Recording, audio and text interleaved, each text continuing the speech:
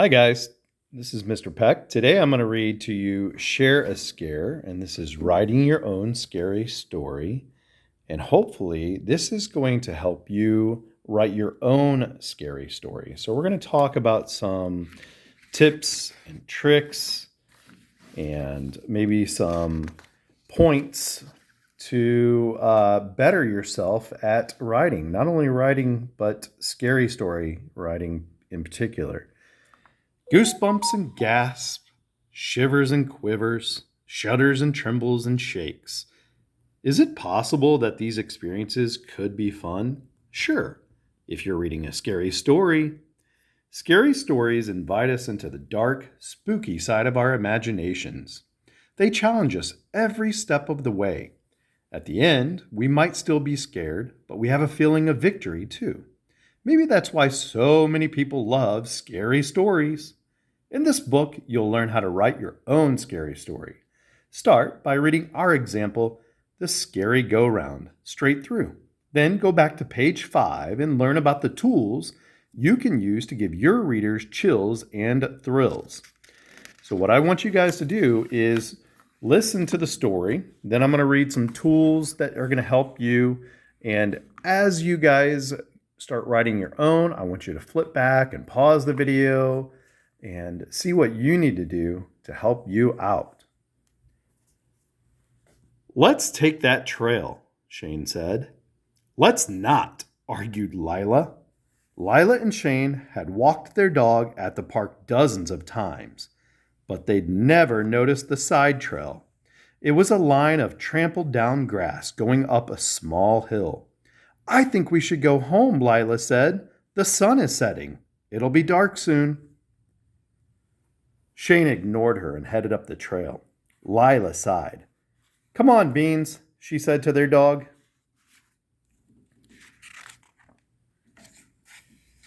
They stopped at the top of the hill. Below them, in a clearing surrounded by trees, was an old playground. Cool, Shane exclaimed. Creepy, Lila muttered. They hiked down the hill until they reached a swing set made of rotting wood. The rusty chains creaked in the breeze. A splintery teeter-totter stood in a cluster of thorny bushes. Next to it was a merry-go-round covered in vines and spider webs. Let's go back, Lila said with a shiver. Oh, all right, Shane said. I'll come back tomorrow by myself.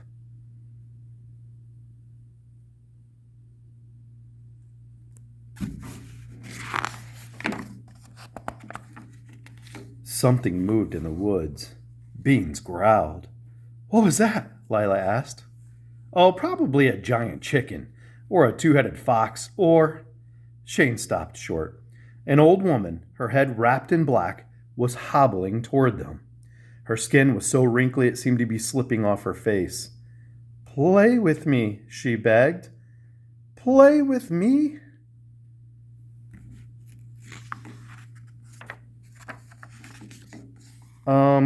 Hi, Shane said nervously as Lila clutched his arm. This was too weird. What would an old lady be doing out here at sunset? The woman seemed to read his mind.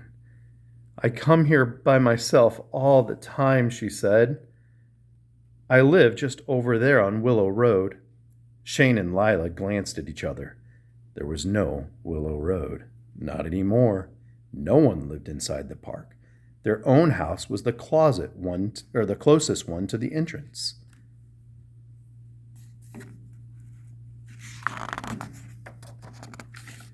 Play with me, the old woman said again.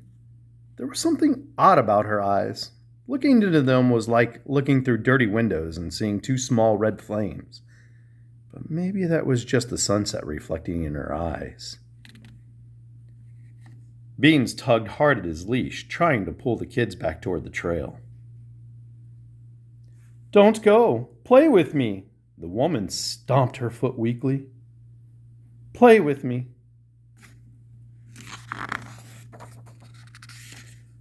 Lila and Shane whispered to each other, then turned back toward the woman. Don't be upset. I'll play with you, Lila said in a polite but trembling voice. What do you want to do? The woman pressed her hands together in delight. The merry-go-round, it's my favorite. You go first. It's not going to work, Shane whispered to Lila. Obviously, it hasn't been used in years. And how is she going to be able to push you? The woman heard him. Oh, I'm a real good pusher. Lila shrugged helplessly at Shane. She climbs onto the merry-go-round, staying well away from the spider webs. Hold on tight, the woman ordered. Lila carefully placed her hands on a rotting wooden handle. The old woman leaned forward. The merry-go-round creaked. Roots tore out of the ground, and then it slowly began to spin. The old woman let go, but the merry-go-round kept moving. It picked up speed.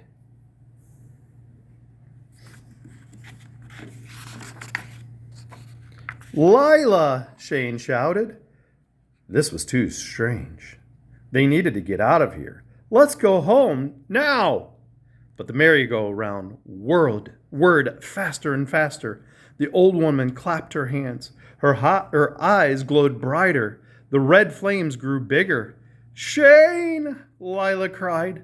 She crouched down and tried to jump off the merry-go-round, but it was going too fast. Around and around.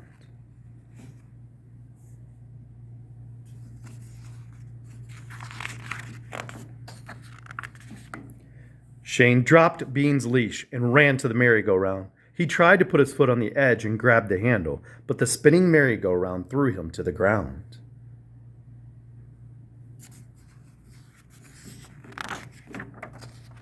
Stop this thing, Shane yelled at the old woman. You're scaring my sister. The woman smiled, her eyes brighter than ever. She held up a bony hand and the merry-go-round and began to slow down. Slower and slower and slower. When the merry-go-round stopped, Lila stepped off. Are you all right? Shane asked. Oh, yes, Lila replied.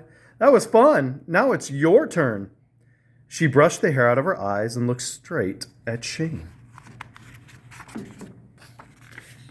He gasped.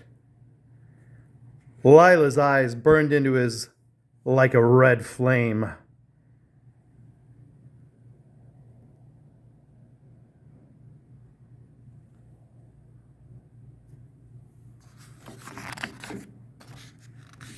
She took the old woman's hand and together they stepped toward Shane.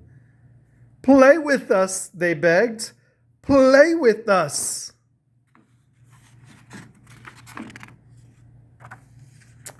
Well, that was kind of creepy, wasn't it? So, let's go back and look at some tools. That sure ended with a fright. Let's go back to tool number 1. Now, what you can do with these tools is you can pause the video as we begin to write our scary stories. Tool 1 says one of the first things that a reader learns in a good scary story is the setting.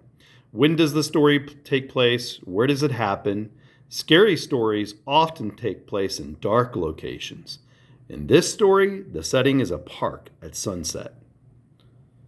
Tool 2 said, scary stories introduce readers to at least one of the main characters right away. Characters are the people or creatures in the story. The main characters are the ones who appear most often. Here, we meet Shane, Lila, and their dog, Beans. So that was at the beginning of the story. That's like the exposition when we're talking about plot, guys. Then we got tool 3, sensory details. They help readers see, hear, smell, taste, and touch what's going on in the story. Here we see the splintered wood at the teeter-totter. We see the merry-go-round covered in vines and spiderwebs. We hear the rusty chains of the old swing set. What I can recommend right here, guys, is to paint a picture for your reader. Okay? Painting a picture with imagery is the best.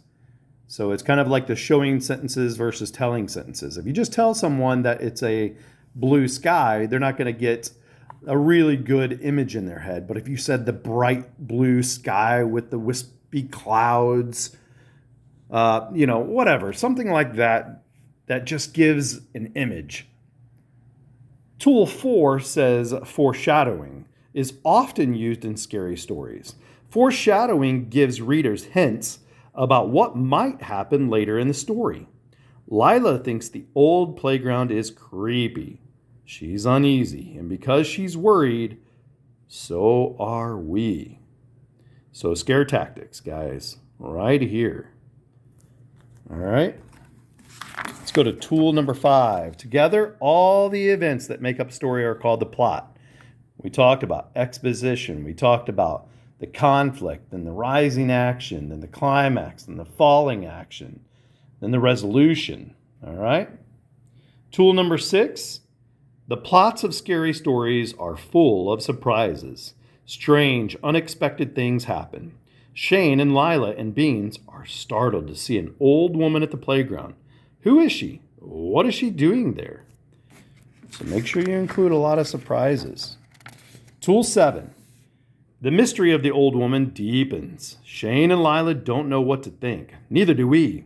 Is the old woman simply lost and confused? Or is there something spooky going on? It's too soon to say, but the suspense continues to build. So guys, keep that suspense going.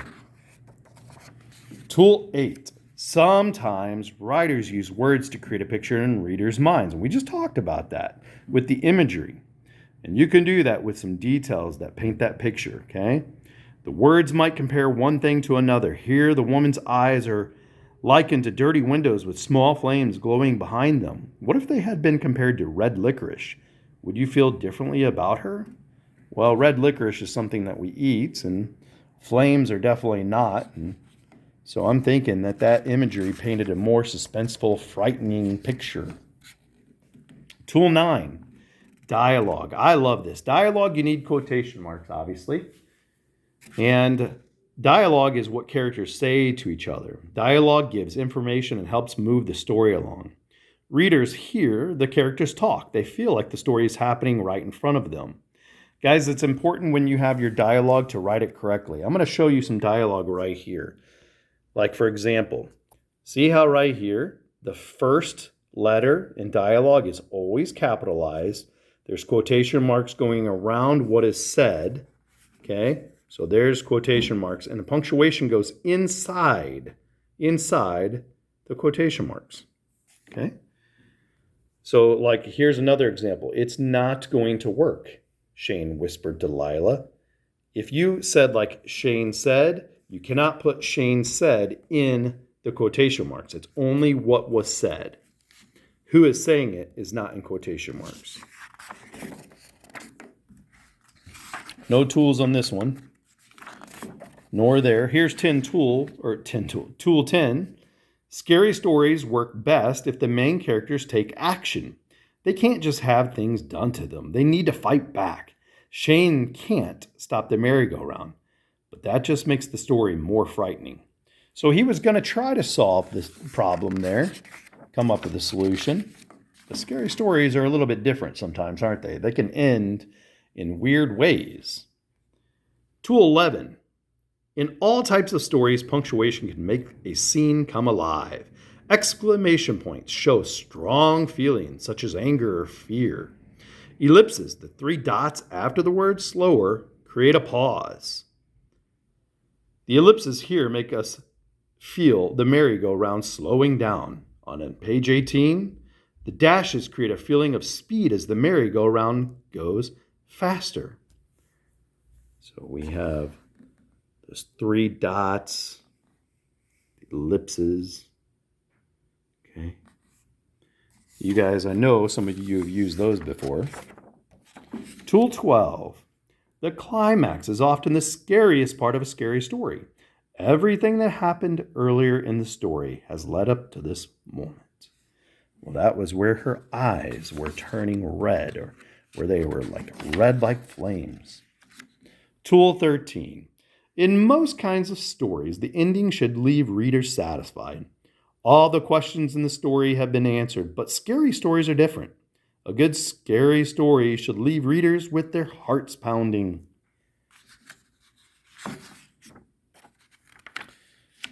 So, this is just a review of the 13 tools.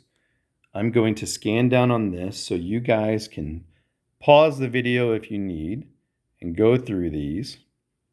Here's tool 1 through 13. And here's some getting started exercises.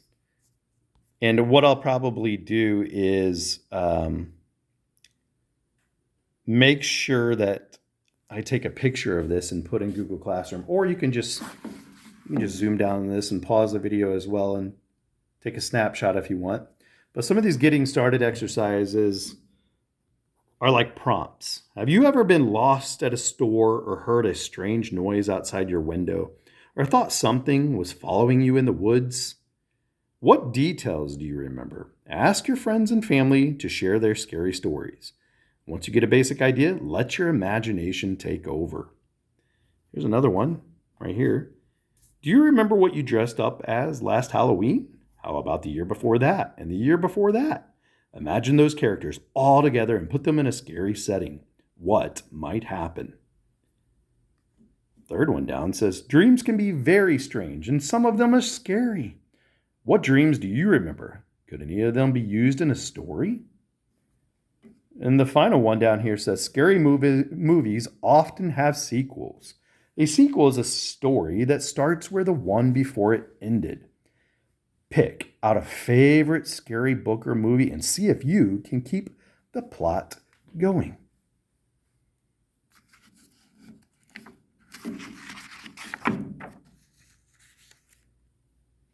Got some writing tips here. Think about your 5 senses: seeing, hearing, touching, smelling, and tasting. Pick details that connect to those senses. You'll send shivers down your reader's spine. Read your story out loud, to yourself at first, and then to your friends and family.